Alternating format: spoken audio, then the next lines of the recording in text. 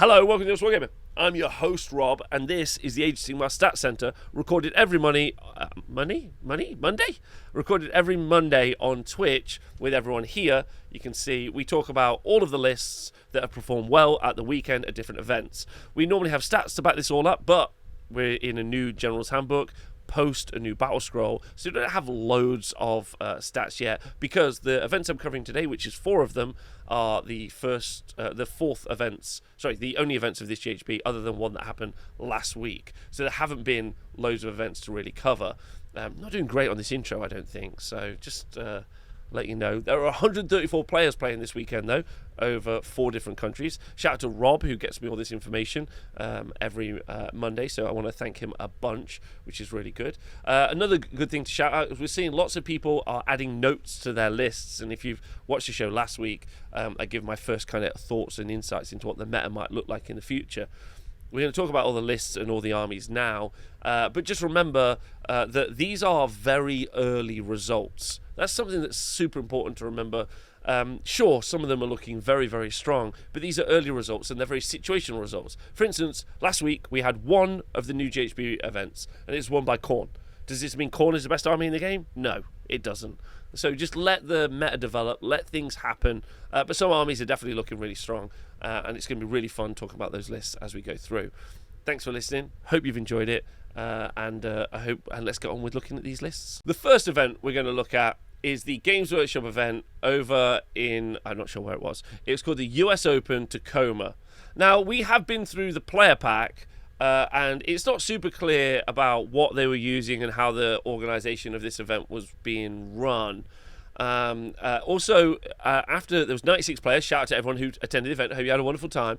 Those 96 players, after the 3rd round, were cut into a top 8. So after you played 3 rounds, the best performing players were cut into a top 8 to play 2 rounds on the Sunday in an elimination style matchup, but because they only played 2 rounds, they didn't have enough people. I think that's correct. Me and the chat have been trying to work it out for quite a while. Also, because after 3 rounds you don't have enough people, we have too many people to get into a top 8, and so they had what we call a shadow round, which is where the organisers haven't organised the event well enough, and so more players have to play, players have to play another game to decide who's going to be in the top 8. Anyway, and then I think the top 8 was also decided on battle points, and then to finish this all off, BCP doesn't really tell you who won or how it was won or any of those things. So I don't really know who won. So I'm going to read out just some of the lists that have got big green numbers next to them, and just, shout out those people and talk about the list anyway. So yeah, anyway, and maybe it's simpler than that, and I got this all wrong. I don't really know, but I don't know what's wrong with just doing a regular event with 5 rounds, 6 rounds if you want, with a differential split. So win, loss, draw, and differential, which is pretty much what we do with the world over, because we're not mental. So here we go. So Jeremy Lemoy did well. Congratulations to Jeremy, and I hope you had a fantastic time. And he was running OCR Bone Reapers. So this is going to be a list that you definitely are going to face if you're going onto the top tables of Age of Sigmar events in the future. And why is it so good? Great question. What's in the list? It's Mortis Praetorians, which gives him a little cheeky additional charge at the end of a charge phase in your opponent's turn. He's got Archon the Black, who's a great wizard, plus his to cast, and also increases the spell range. Also a lore master, so he knows all the spell from his lore. So in the right situation, he's putting the right spells on the right units. And because of the extended range, he's going to be able to do it from anywhere he wants. Then Catacross is also a really good anti-wizard as well, especially with the pluses to Unbind. Then you've got Catacross, +1 to hit, and +1 save to your whole army, which makes your army so much more durable. He's also going to pick out an enemy unit in each hero phase and make it -1 to hit. So if you've got like a killer unit, I don't know, 9 Storm Fiends, let's say, but even like a large puncher unit, that unit is always going to be -1 to hit because of Catacross in every hero phase. So you're already got a much weaker army, and his army, or the Bone Reaper army, is much stronger. Then he's also going to steal some CP off you as well, which is pretty decent. It's pretty good in a fight. Then the Mortals and Bone Shaper, which is pretty much cookie cutter at this list, with the command trait Dark Acolyte, the artifact of power, the Artisan's Key, and spell Drain Vitality. So the Dark Acolyte means that you can cast a spell and it can't be unbound, which is really good if you're trying to do a Mystic Shield and get that off. That's really good. And then the Artisan's Key keys in with how Arcan keys in, unlocks the secret of of the healing in the list. So Arcan, Catagos, and Mortals and Bone Shaper, all of them could put like a Death Rider back each into the unit of 2 units of 5 Kavalos Death Riders. So they could pick like a Death Rider unit and put a horse back each. So like up to 3, 1 per dude. And they could do that up to 3 units as well. But the secret trick, I think, is the ability for them on a 3+ to put a unit of Immortis Guard back in. So there's 2 units of Death Riders in the list. They're great, as we've talked about. Michael Rausch, Swaggy Shadow Sword, already went 5-0 last GHB, running loads of Death Riders. They went up pretty significantly. Only he was running them, so it feels like he was specifically targeted, which is weird. But I think a lot of people are really liking the Death Riders in their list. Especially when you got 2 units of 2, you can do that battle tactic for OCR Bone Reapers. But to get back to the healing, is a unit of 6 Immortis Guard, which with new coherency rules are even better. You can make quite a big frontage with them, which is good because they don't mind being hit because they have a 3-up armor save. With Catcross, it's going to turn into 2-up armor save. They can get a 5-up ward save very easily, and with Mystic Shield and all-out defense, they can actually be on a 2-up armor save, ignoring Rend 1. And when your opponent's also -1 to hit as well, they're going to be very, very survivable, because they're 5 wounds each, making 30 wounds in a unit. But the secret sauce, if there is secret sauce, is that you can also put 3 or 4 of these, because the Artisan Key allows the Bone Shaper to put an additional one back into the unit every one of the OCR Bone Reaper's hero phases. So you're talking maybe putting 20 wounds back into a effectively unkillable unit. Bro. Crazy. Like absolutely crazy. And just to shout out that Dark Acolyte trait is only stuff from the OBR lore. Thank you everyone in the chat. So anyway, really good. And then there's a unit, so unit of 6 Immortis Guard, 2 units of 5 Death Riders, and then a unit of Necropolis Stalkers, which is a really good punchy fighter unit, which again, you can heal up to 2 of them in the unit. You can't obviously heal 3, because 3 would mean the unit's dead, so you can't heal into a dead unit. So incredibly survivable, great magic phase, good anti-magic, debuffs the enemy unit, great attrition, can put lots of units back, use lots of recursion, thank you chat, lots of recursion to put units back in, great for holding objectives, good at fighting, great list, and I think it's something you're going to see more and more. Also, pretty awesome to play, as in the miniatures. Arcan, a great caster, super cool. Catacross, super cool mini as well. The Bone Shaper, super fun. As a mini, and then those Immortis Guard look great in my opinion, Death Riders, and then the Stalkers. So yeah, I think it's great. Now the other list that did well is Mr. Stark Pista. Shout out to him. He was running Seraphon and he was running Fangs of Sotek. Okay, Fangs of Sotek. And he had the same grand strategy as the last, as Jeremy did, which is Spellcasting Savant, or as I like to call it, Locus Pocus. And Spellcasting Savant means that you've got to keep an Andorian wizard alive at the end of the battle. And in the case of Jeremy, it was obviously his Mortals and Bone Shaper, but in the case of Stark, he was obviously trying to keep probably his Slant Star Master alive. Well, what's in the list? Let's talk about it a little bit. He had Lord Croak, a Skink Starseer, this is all in Fangs of Sotek Starborn, a Skink Oracle on Troglodon, a Slant Star Master, and a Saurus Astroth Bannerbearer. He's a 5 Saurus Guard, 2 units of 5 Raptidon Chargers, a unit of Drakespawn Knights, which honestly is the secret sauce to how this list works. Then you got 10 Skinks, the Malevolent Maelstrom, Suffocating Gravetide, and Chronomantic Cogs. Now, there's some real good questions about what all this does, and let's kind of put it together. Number 1, Chronomantic Cogs, the new one, because this is all new GHB, lets a wizard cast either Mystic Shield or Arcane Bolt. You're going to want to cast probably Mystic Shield because it's just a great economies of scale spell, but ultimately it doesn't matter what you cast because you want to cast an extra spell. We'll talk about that more in a minute. Malevolent Suffocating Gravetide for 30 points is amazing because it's going to do a ton of mortal wounds to horde units, but even if it's not a horde unit, even if you've got a unit of 20 models, you'll roll 20 dice in that unit, and it will be every 5 up you'll take a mortal wound. And it's got a massive base, so you can use it to move block, and the mortal wound damage it does to every unit it touches, and it's got a massive base. And then finally, Malevolent Maelstrom.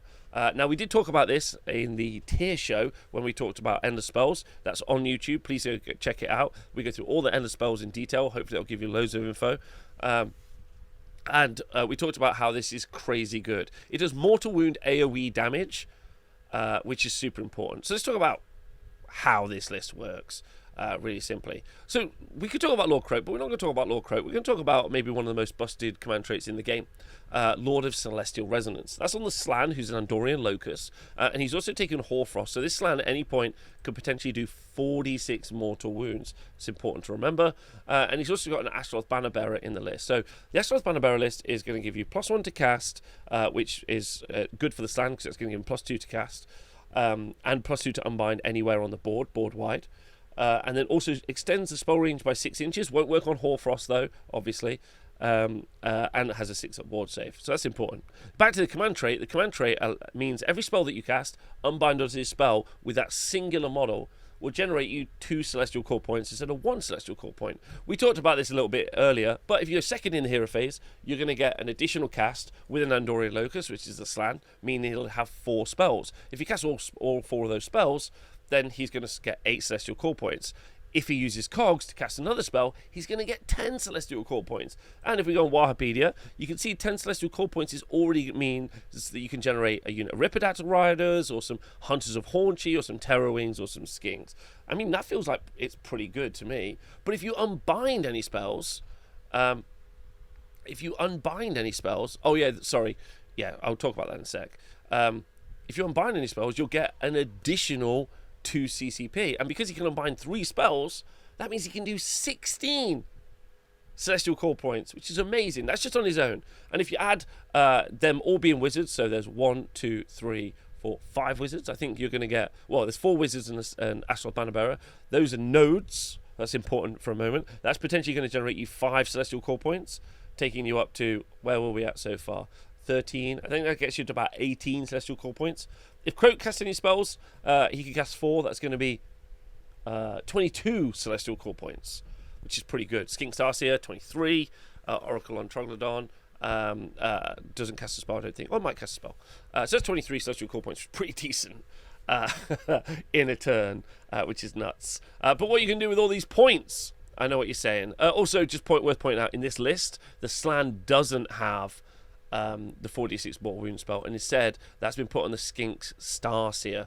I should have pointed that out. Sorry, that's wrong. So he's not going to do the mortal wounds. The Starseer is.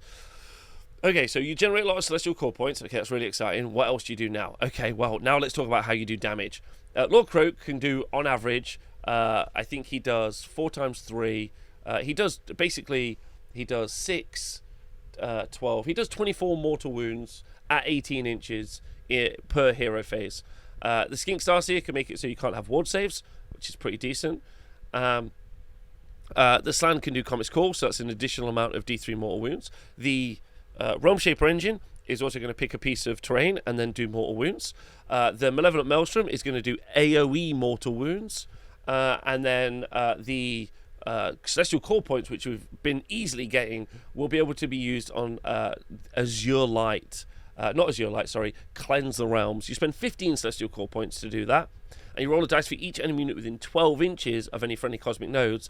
On a 2+, they suffer a number of mortal wounds equal to the dice roll. So it's basically D6 mortal wounds, but 1s won't do damage. But it's in range of each node.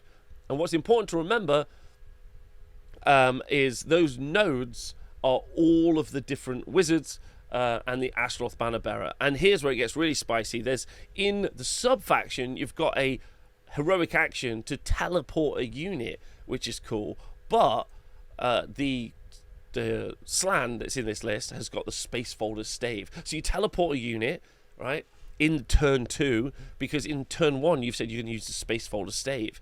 That means that you can teleport that unit within 7 inches of the enemy. So you get them within 7 inches, and then that node does a ton of mortal wound damage in AoE, as well as doing 46 mortal wounds because it's a Skink Starseer.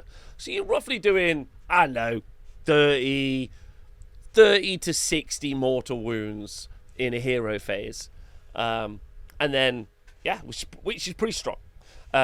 In the rest of the list, The Saurus Guard, Bodyguard, they're like, there's a unit of 5, so they're 10 wounds, so they're going to be doing a lot of defense. They're going to be bodyguarding wounds for the Astaroth Bannerbearer or the Slan Starmaster or any of the heroes.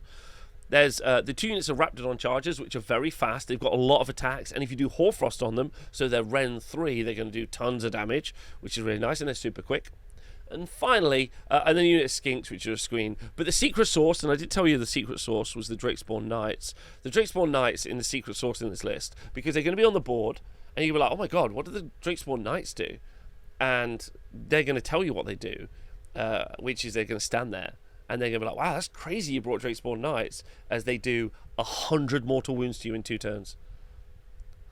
And you're going to be like, wow, those Drakespawn Knights made 0 difference to this list, because this list is absolutely bananas.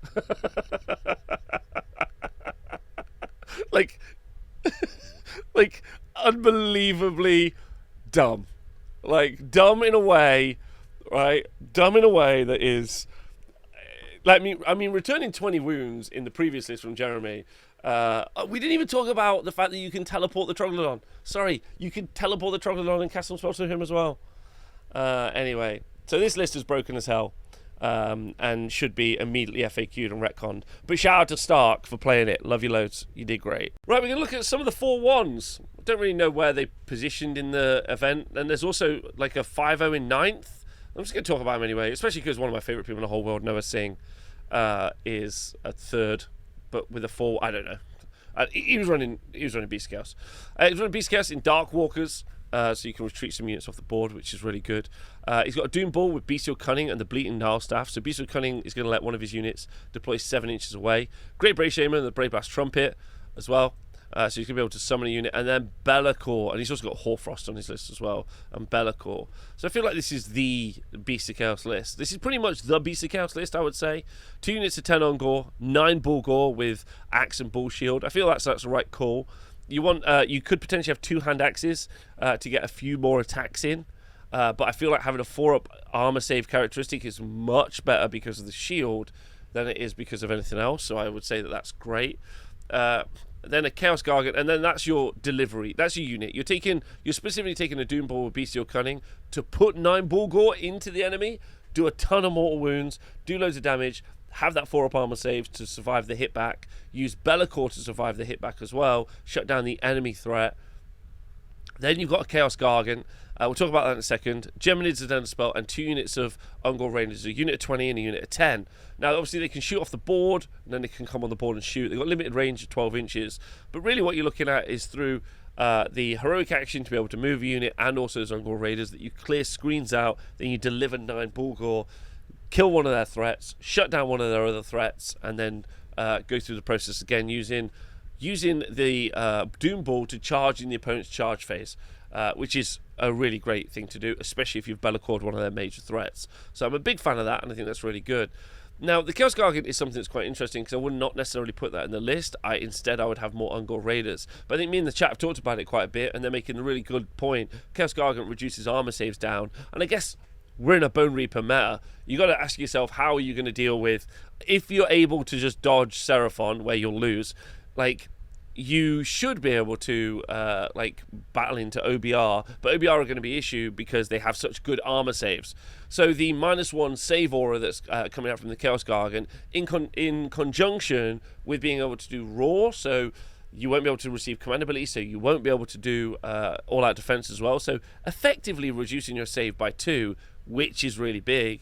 And then also having Geminids in the list to shut down command abilities, stop things like Battle Shock. Feels like Noah's really thinking about, because Geminids is like anti-OBR tech. Really feels like Noah has been really smart and playing to his strengths. I'm not sure if you swapped out that Chaos Gargant for another unit of Ungor Raiders, you would really benefit much in the matchups that you should be good into, specifically into things like Seraphon. But adding the Chaos Gargant gave him another option into another army, which I think the chat have turned me around on. I think Noah's turned me around on that as well. I think that's a good shout. I quite like the idea of playing so very insular with a singular list, but I don't think that's a bad shout at all. So love to see that. Then there's a Gloomspite Gitz list that went 4-1 with King's Gitz. This was played by Ricky Fisher. Shout out to Ricky. He had a Dankhold Trogboss, Scragrot, and a Madcap Shaman with Merciless Blizzard. So there's a trick. Trick is a strong word. For what you can do now is you can teleport a cheap wizard, so the Madcap Shaman, and then you could just 4d6 Mortal Wound a spell, and just kill a 300-400 point model, which feels like it's pretty legit. So that's what the Madcap Shaman's for. Scragrot for doing a ton of damage. He's also got Hand of Gork as well. And then you got some Moonclan Stabbers, unit of 10, and then 2 units of 9 Rotgut Troggoths, which are going to be very survivable, very fighty. 2 units of 5 Boingrot Bounders as well, which I really like the symmetry of this army as well. They can put the Rotguts in 2 different places. Then the Boingrots can do a counter charge, which I think is really good. All the insight and content. A donation to the AC. Have a great day, chat. Thank you to Tennessee Two Step for donating £69 to the show. That's incredibly kind of you. Thank you. If you are watching back on YouTube or as a podcast, the Twitch chat are always very kind, and so thank you. That's lovely. Sorry for slowing us down there. Excellent name, Tennessee Two Step. Excellent name for donating £69. Hashtag Giggity. That's great. Thanks. I've lost my flow now. Mirrored. Good. Excellent. Great list. Thank you. Well done to Ricky. Finally, Joe Cryer turned 30 this weekend. No longer a kid. No longer can he have an emo haircut. Shout out to Joe Cryer. Turned 30 years old this weekend, having gone 3-0. He had Kairos Fate Weaver in a Tzeentch list with Host Arcanum. He had Ephelim the Unknowable. Now, Ephelim the Unknowable is a new release for Tzeentch, and it gives you a teleport in the army. Allows you to teleport a unit, which is obviously going to be one of the other units. Probably it's going to be the Gaunt Summoner, maybe, so that they could do Merciless Blizzard. And then do 46 mortal wounds. Then a Magus is in the list, a Fluxmaster, and we talked about Kairos. 2 units of 10 Carracks. 3 units of 10 Carrack Acolytes, which Joe is a big fan of. He thinks it gives him a lot of kind of like limited output, does a bunch of little shooting damage, which he finds to be quite useful. 10 Encore, and then a Burning Sigil of Tzeentch, an Aether Void Pendulum, and an Umbral Spell Portal. So 190 points of this list was spent on endless spells, right? Endless spells. And then 2 units of 6 Furies were in his list as well. So these are old skinks, but for people who are new, when they activate in combat, they can make a retreat instead. They move 12 inches, so move 12 inches, activate, retreat, go and grab a little objective. Also, probably what the Ungor's job is here as well, is just to continuously keep grabbing objectives, screening. If you have 2 units of 6 Furies that are screening, and now with new coherency, they can screen out quite wide, because you don't need to have one model within range of 2 other models in a 6-person unit, and instead you can stretch them all the way out. What you can have is a quite good screen, so when they charge both screens, one unit can retreat after the other one's been killed, which is quite nice. That's quite fun.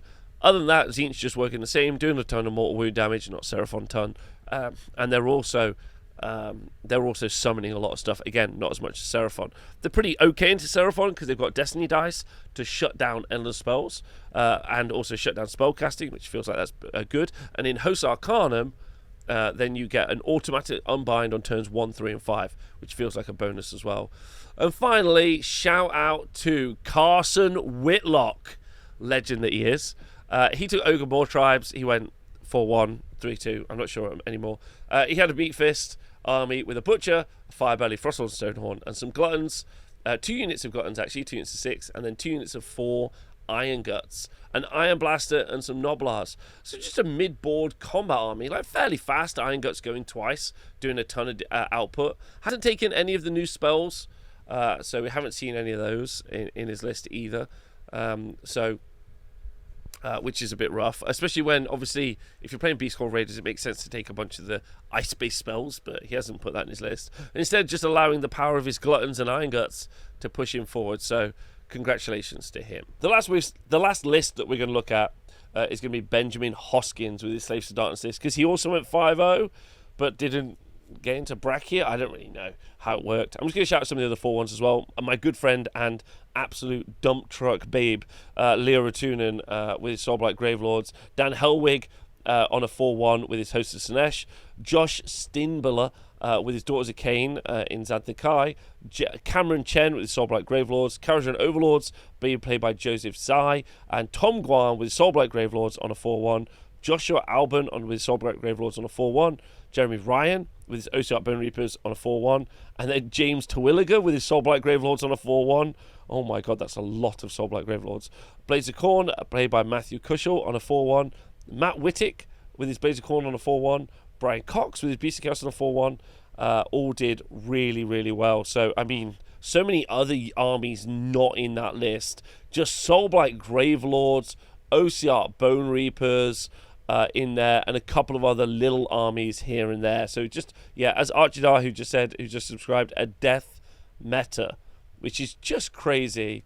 Just really crazy. Anyway, let's talk about Benjamin Hoskin's list, because again, if you listened to our show last week, Benjamin has written all of his notes. I want to say a special thank you to him.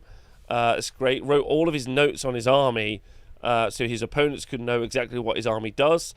So it tells you he's got a sub-faction Ravagers. It tells you what it does. Ravagers is a sub-faction where you just have lots of cultists, and when those cultists die, you can bring them back to life, effectively, at half strength. And then he's got a Slave Starter and his Demon Prince. I like what he's got on this. He's got the Idolater Lord, which all cultists get his mark, plus he is a priest. And he's got the Trophy Rack, so his cultist units, wholly within 9 inches of the Demon Prince, ignore Battle Shock tests. He's then got the Conqueror's Crown. Enemy models within 6 inches with 1 or 2 wounds don't count for holding objectives, which is really, really good. And then he's got a Chaos Sorcerer Lord with Hoarfrost, so he's going to be looking for Ren 3. And I think he's going to be looking for Ren 3 on his 30 Splintered Fang. He's got 2 units of 30 of those.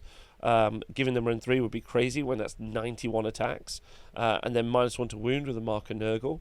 Then he's got a unit of Unmade, so you can ignore... so you can't do Battle Shock tests. Sorry, you can't use Inspiring Presence, so you have to take Battle Shock tests. And also...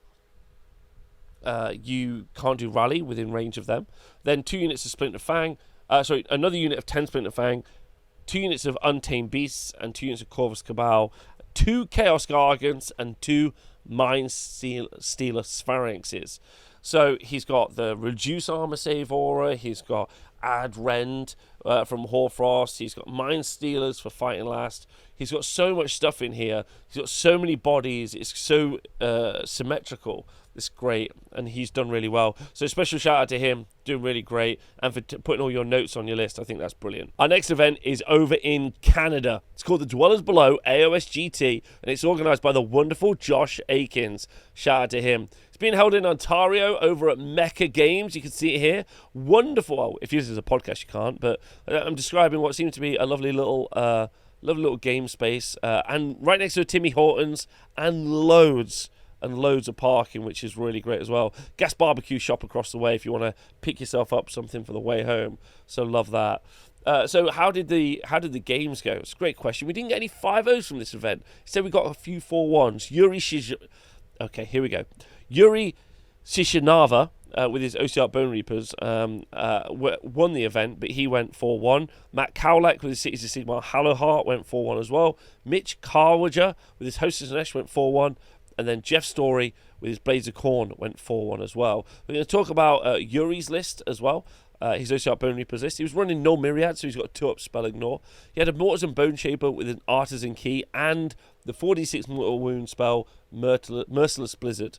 He then has a Mortars and Soul Reaper, and that's the general with the command trait shows superiority, and the spell Hoarfrost. Now that's going to be really, really good if he can get that onto his unit of 30 Mortek Guard, giving them Ren 3, making them hit on 2s, any of those things I think is really good. And then Catacross is in this list. And Catacross is obviously doing everything I said previously, where he's giving +1 save, +1 to hit, all that other stuff as well. He's doing that on 30 Mortek Guard, he's doing that on 6 Immortis Guard, and then he's doing that on 3 Immortis Guard and a unit of 5 Death Riders. So Death Riders being a little bit faster. You have 2 really unkillable blocks in the Immortis Guard and the Mortek Guard that are doing tons of damage. And then behind them, when you hit that brick wall of bone, or that bone wall of bone, the Mortars and Bone Shapers doing 46 mortal wounds, Catacross is countercharging you, and you're taking a load of damage.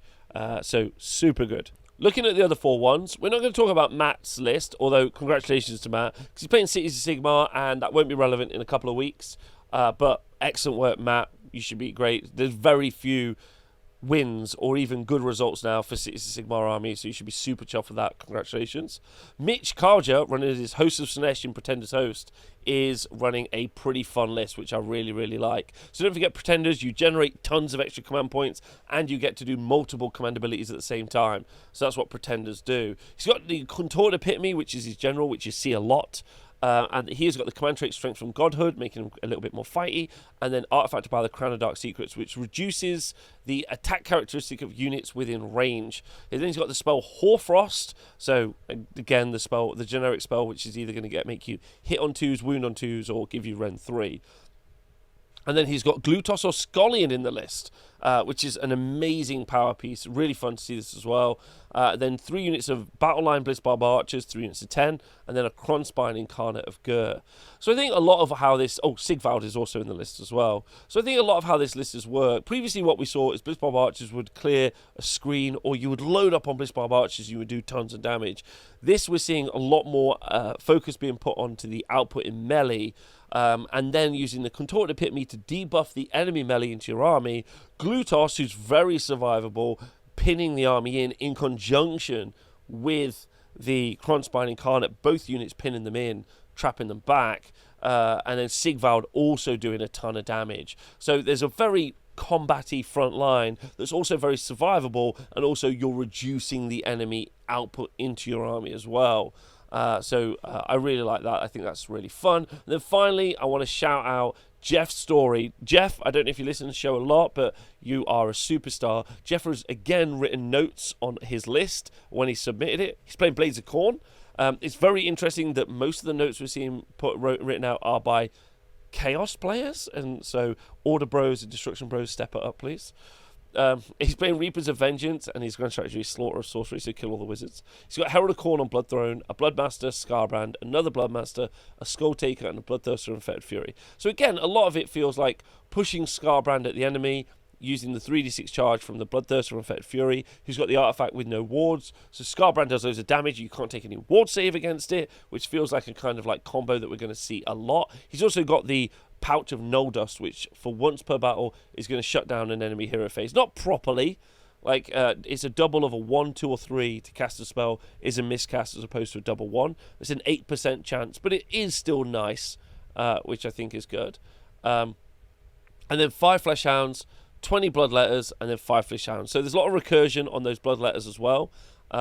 Using the Herald of Khorne on the Blood Throne to help get them back. Then a unit of Hexgorger Skulls, the Incantation Hexgorger Skulls, Wrath Axe, and then the 6 Furies in this list as well. So 6 Furies making it into a list again, charging in, moving out, grabbing an objective where your opponent wasn't expecting it. Like that a lot, and I think that's really fun. Hope everyone had a great time at the event. Let's go look at the next one. The next event we're going to talk about is the Threshold Invitational. Now, the Threshold Invitational was an invitational-only event, as is in the name. They've got 18 players playing in the Netherlands, where the Dutch live. Yes, they had 18 players, and there's some really solid players there. But it was won by the captain of the Netherlands, Jeffrey Nijhoff. Lovely. Jeffrey is a hottie. He looks great. He's I don't know who's hotter, but he's very hot. Anyway, that's not really important, but I just thought I'd point that out. He went 5-0 with his Disciples Tzeentch list with subfaction Host Arcanum. So auto unbind 1, 3, and 5. Who would have thought in a spellcasting meta the unbinding would be good? Then he's got a Magister with Cult Demagogue, which means the first cast he spells on a double is unstoppable. That probably works really well with Hoarfrost. Then a Gaunt Summoner of Tzeentch, and then Kairos Fateweaver, Hoarfrost on the Magister, and then Gaunt Summoner has got Merciless Blizzard. Then 10 Pink Horrors, 10 more Pink Horrors, 10 Carrick Acolytes, and then 6 Zangor Enlightened on Disc of Tzeentch, which I assume sticking Hoarfrost on makes them very, very, very good, in my personal opinion. Also, yeah, Cult Demagogue, really good for the battle tactic where you've got to cast a spell, no one can stop you because you've cast a spell. Although, I don't know, like, you cast in a lot of other spells with this army as well. So again, this is just a strong magical army because it has lots of spell casting and can use Hashtag Primal Dice, available on the honestwargamer.com shop if you would like to get some Primal Dice. Using the Primal Dice to get a load of spells through, doing some damage, but most importantly, using Hoarfrost to either make the pink horrors have Ren 3, which is crazy if you get them down to Brim horrors because they have 3 attacks each, or even just giving Hoarfrost to the Zangor Enlightened so they have they either hit on 2s or they have Ren 3, which I think is very, very good as well. And then the pink horrors do what they always do. They stand on objectives and they hold objectives. And this is an objective-based GHB. There's lots of objectives on the board. I've talked about this already. So shout out to Jeffrey. He should be super chuffed with himself. Congratulations. Now, Michael Stahl went 4-1, I'm pretty certain. And he was running Kharadron Overlords in Barak Urbaz. He had an Arcanaut Admiral, an Aether Chemist. Then he had 20 Arcanaut Company, 10 Arcanaut Company, 15 Thunderers, a Gun Hauler, and 6 Endrin Riggers, and an Ironclad. So while I think that the points update on the Thunderers has meant that they won't be taken in 2 units of 30 or even up to 45, I still think that it's a super fair price, and you're still going to see a unit of 15. You're just going to see other things like Endrin Riggers and Sky Wardens in the list as well, because they're very, very good. And this Ironclad in there as well is decent, and you might also see people playing not with Ironclads and using frigates, because they're a little bit cheaper, they're brilliant as well. And yeah, so there's some really good play still in Kharadron Overlords. I think the nerf to them is really fair, and I think you're still going to see them do really, really well. So I hope everyone at this event had a wonderful time. It's being held at the H2O gym, which is really nice. There was a playpen area for the destruction players, which is super nice. So I hope everyone had a great time. All new GHB, and it looks like Tzeentch doing well again. The last event we're going to look at is the London Open, and yeah. Okay, 12 players playing at this event, and it was won by the founder of Age of Sigmar, Mo Ashraf, getting a 5-0. If you don't know what I'm talking about, there is a YouTube video that I have talked about before, where I talked about the founding of Age of Sigmar. Also, if you want to look at my What is Age of Sigmar video, I also talk about Mo. But Mo is the founder of Age of Sigmar, absolutely brilliant. Doesn't stop him being a jerk, though, and taking the Seraphon Fangs of Sotek list. He had Lord Croak, a Saurus Astaroth Bannerbearer, Skink Starseer, and a Slan Starmaster with legitimately the same loadout as the last one that we talked about as well. Then he does have slightly different loadout though, because he doesn't have the Troglodon. So 10 Skinks, 5 Saurus Guard, bodyguarding all those units, 10 Saurus Warriors, which are amazingly tough to get rid of, 20 wounds, they're really good, 5 Raptidon Chargers, and then a Bastillon with Archosotek, which I think we're seeing more and more. Again, its ability to pin units in, it does quite a little bit of damage as well, which is quite nice. Also, I don't know if you know, it has a lot of attacks, so a good opportunity maybe to put Hoarfrost on that as well. Then Chronomantic Cogs for the additional casters talked about, Umbral Spell Portal, and the Malevolent Maelstrom. Maelstrom in this list. So not too dissimilar to how the previous list would work in all the Mortal Wound output, because he's got the same loadout apart from the Troglodon in there as well. But instead he's got the Bastillon with Archosotek, which is a nice pinning piece, and a unit that you could use to kind of counter push out of your deployment, because this is a castle built army, so you are going to get pinned in and need to get pushed out, which is really rough. But I couldn't be happier for Mo. He's a real sweet human being, and I'm so happy that he's playing events and doing well at events. It's got to feel really great. Now Josh, my friend Josh Jenkins, superstar Josh, also won Best Sports. He went 4-1 with his Kharadron Overlords list, Barak Zilfin, Arcanaut Admiral, Aether Chemist, and an Etheric Navigator. Then he had a frigate, 10 Arcanaut Company, 15 Thunderers, and an Ironclad. So 2 big boats. And then he has 6 Endrin Riggers for healing those boats as well. So congratulations to him. Really excellent. Okay, so to wrap up, obviously these are the only 4 events using the new GHB. One of them was obviously massive, but because of the way they structured it, talking about the Tacoma GT, the way they structured it, we haven't really got any relevant data from it. There were great players running great lists, and they all played some games, and some are 5-0s and 4-1s, but it felt like that they kind of stopped the natural evolution of how tournaments generally tend to get towards the, round 4 is actually really, really interesting in an Age of Sigmar 5-round tournament, because what you tend to get is the people that have won really well. You start to get those interesting kind of like gatekeeper armies in some ways, and that becomes quite interesting leading to round 5, and then round 6, if you do have lots of players, would be a really interesting kind of timeline, but that all got messed around, which I find really odd and weird. But anyway, there's still so much to go through. There's only those 4 events that are 5-0s. Those 4 events that are new GHB, and then the one that I ran